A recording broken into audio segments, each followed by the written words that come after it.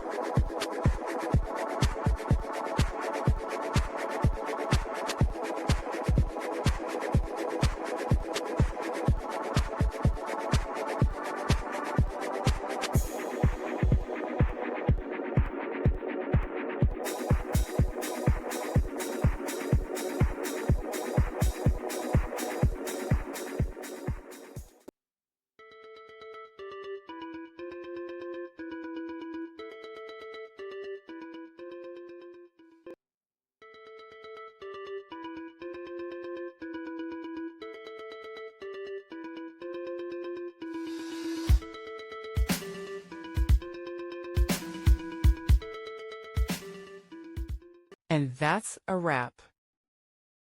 I hope you found the answer you were looking for. If you did, take a second to hit that subscribe button. It really helps out. And let me know in the comments which solution worked best for you. See you next time in the debug zone.